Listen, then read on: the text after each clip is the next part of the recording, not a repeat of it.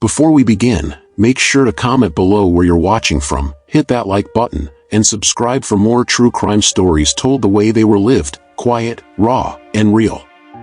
In the old hills of Sicily, the nights carried more silence than sound. Small villages clung to the stone slopes, their narrow streets filled with dust and whispers. Inside one of those homes, a boy named Carlo Gambino sat across from his father, watching firelight flicker against the rough plaster walls. His father's hands were worn from the earth, but when he raised them, he said, "This hand works the vines, breaks the bread, lifts the stone. But this, tapping his temple, tells it what to do." Carlo didn't smile, didn't ask questions. He only listened, eyes still, learning early that silence could be stronger than speech. The family was not rich, not noble, yet people respected his father's name. Respect in Sicily was a kind of armor, earned not by shouting but by patience. Word spread of ships leaving for America, where a man could rise without titles, only with courage and calculation. In 1921, at 19, Carlo boarded one of those steamers. On deck he kept apart from the gamblers and drunks. He counted faces, studied habits, and waited. Across the gray ocean, New York was waiting too, noisy, dangerous, and ready for someone who understood that whispers often outlasted gunfire. When Carlo first stepped onto the docks of New York, the air hit him like a wall. Smoke rose from ships, coal dust clung to clothes, and carts rattled over wet planks while men shouted in Italian, Yiddish, and English all at once. It was chaos, but Carlo didn't flinch. He found a bed in a crowded tenement where 6 men shared a floor, the walls so thin you could hear coughs and whispers through the night. It wasn't comfort, but it was a start. Work came through family ties, cousins already tied into small rackets, dice games behind butcher shops, protection money collected in the back of taverns, loans that left men trapped in silence. Carlo didn't rush to make himself known. He kept his voice low, his movements steady. When money needed collecting, it arrived. When someone crossed him, the problem was handled, but never in a way that drew attention. That quiet efficiency set him apart. In a city divided by old grudges between Sicilians, Calabrians, and Neapolitans, Carlo chose carefully who to stand beside. Others bragged, others burned out. He stayed patient, knowing power was a long game. The streets were testing him, and he was already winning. By the late 1920s, New York felt like a city built on shadows. Prohibition had turned liquor into gold, and every corner crew wanted their cut. Speakeasies buzzed with jazz and laughter, but behind the locked doors deals were struck that left bodies in the gutter. It wasn't just crime, it was a war, and it tore through the Italian underworld with brutal force. The Castellammarese War, they called it. Bosses fought for control, soldiers fell in alleys, and headlines filled with stories of men shot while eating dinner, cut down while lighting cigarettes. Carlo stayed out of the spotlight. He moved under bosses who noticed how steady he was. He didn't chase quick cash, didn't beg for attention. While others gambled with their lives, he built trust. He knew which side to take and when to stand still. Every choice was measured, every silence calculated. When the war ended in 1931, Lucky Luciano reshaped the Mafia into what became known as the Five Families. For most young men, it was a chance to grab whatever they could. For Carlo, it was something different. It was the beginning of a path that would carry his name into whispers of power far beyond Brooklyn. After the war ended, Carlo found his place in the Mangano family, one of the newly formed Five. It was a world where loud voices and flashy suits often drew the most attention, but Carlo was different. He dressed simply, kept his head down, and let his actions speak. While other men fought to be noticed, he made himself useful in silence. Gambling rackets, loan collections, small union jobs, everything he touched ran smoothly, without chaos or unnecessary blood. He earned trust not by demanding it but by proving it. If he was given a job, it was done. If he was owed money, it came back. When someone dared to cross him, the response was swift but quiet, never the kind of violence that splashed across headlines. Over time, Capo saw him as the man to call when a problem needed to disappear without a trace. Inside the family, storm clouds were forming. Vincent Mangano grew unstable, his temper clashing with the cold brutality of his underboss, Albert Anastasia. Carlo watched carefully, never rushing, never taking sides too openly. He knew chaos was dangerous, but it could also open the door to opportunity. Albert Anastasia ruled the Mangano family with fire. His name carried fear across New York, and men whispered about him in low tones. He had earned his reputation through Murder Incorporated, the group that enforced mafia orders with ruthless efficiency. As boss, Anastasia grew even more reckless.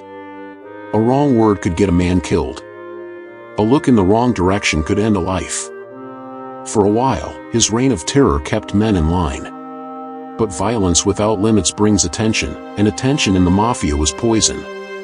Carlo Gambino stood close, always respectful, always quiet. On the surface, he was a loyal advisor. In truth, he was patient, waiting. He could see what others missed, the FBI growing bolder, the press following Anastasia's every move, rival bosses whispering about the danger he was bringing on them all. Carlo knew that power built on fear alone could not last. In October 1957, the end came. Anastasia sat in a barber's chair at the Park Sheraton Hotel when two gunmen burst in and opened fire. 6 shots, and the Lord High Executioner was gone. The whispers began immediately. Gambino's time had come. And he didn't need to say a word. When Anastasia fell, New York didn't explode into chaos the way many expected. Instead, power shifted like a shadow, smooth and silent, into Carlo Gambino's hands. He didn't demand the throne, didn't shout his claim. The commission, the governing council of the families, approved him without resistance. Everyone knew he was the man who could bring stability after years of reckless bloodshed. Carlo's style of leadership was nothing like Anastasia's. He reorganized quietly, moving loyal men into trusted positions. Joseph Joe Piney Armone, Paul Castellano, and others became his pillars. There were no loud purges, no unnecessary killings. Carlo ruled with rules: no reckless murders, no needless noise, no drugs. Breaking those rules meant you were removed, sometimes quietly, sometimes forever. Discipline was his currency, and with it he bought order.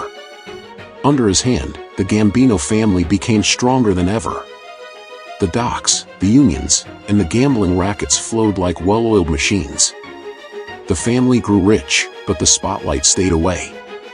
Where Anastasia had thrived on spectacle, Carlo thrived on silence. That silence became his shield, and in it, the Gambino family transformed into the most powerful force in New York. By the late 1960s, Carlo Gambino wasn't just the boss of his family, he was the quiet center of the entire American Mafia. At the commission table, where disputes were settled and rules were set, his voice mattered most. He rarely spoke, but when he did, the room fell silent.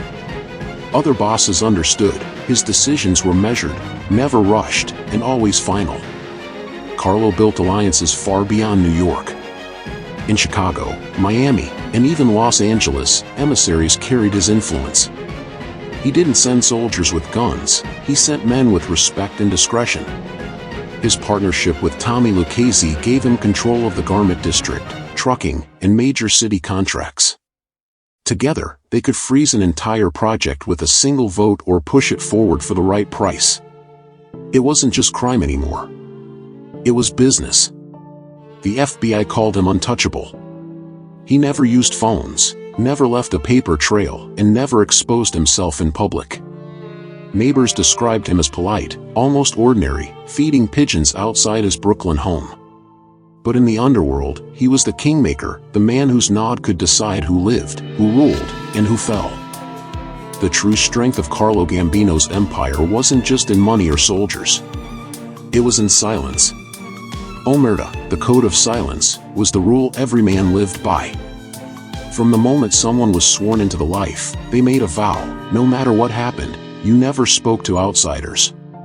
Not to the police, not to the courts, not even to your own family. Betray that oath, and you signed your own death warrant. In the neighborhoods they controlled, silence became culture.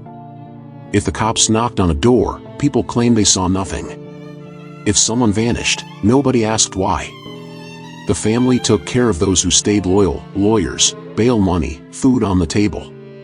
But anyone who broke the code was erased, sometimes by the very men they once trusted most. For Carlo, omerta was armor. He didn't need to shout threats because everyone understood the price of betrayal. Cases against him collapsed because witnesses refused to testify and jurors were too afraid to convict. While other families crumbled under leaks and informants, the Gambinos thrived. Silence was their shield, and in that silence, they became untouchable. By the 1970s, the Gambino family had outgrown the back rooms and street corners. Carlo understood that the real future of power was hidden in offices, contracts, and balance sheets. The docks were already theirs, but now they reached deeper into unions, construction, and Wall Street. Pension funds, trucking companies, and city projects became their new battlegrounds. With the right union boss in their pocket, they could decide who worked, who didn't, and which developers won $1 million contracts. White-collar schemes became a gold mine. Stock scams, fake companies, and tax tricks brought in money that looked legitimate. There were no shootouts, no bloody headlines, just clean profits buried under paperwork. Paul Castellano, Carlo's cousin and protege, thrived in this world. He envisioned the family not just as a crew of gangsters, but as a corporation wearing a criminal mask. To the public, the Gambinos seemed invisible. To the underworld, they were unstoppable. Their influence touched skyscrapers, union halls, and even City Hall. It was no longer just about muscle, it was about systems. Carlo had turned crime into something larger, something that could outlast him. His empire wasn't loud, but it was everywhere. By the mid-1970s, Carlo Gambino was an old man, but he remained the quiet architect of America's most powerful crime family. Unlike so many bosses before him, he had never been paraded through courtrooms in chains. He had never spent a night behind prison walls. To neighbors, he was just a polite man in Brooklyn, feeding pigeons outside his modest home. But everyone in the underworld knew better. His shadow stretched across the country. Carlo understood his time was short, and he refused to leave the future to chance. He chose Paul Castellano as his successor. Some in the family grumbled. Paul was more a businessman than a street fighter, but Carlo believed that discipline and business were the only way forward. He was planning for an empire that would last, not just survive. In 1976, Carlo Gambino died in his bed of natural causes, a rarity in that life. Thousands came to his funeral: mobsters, politicians, businessmen, all careful not to be seen, yet unable to stay away. He left behind not just a family, but a system built on silence, patience, and control. His legacy wasn't loud. It was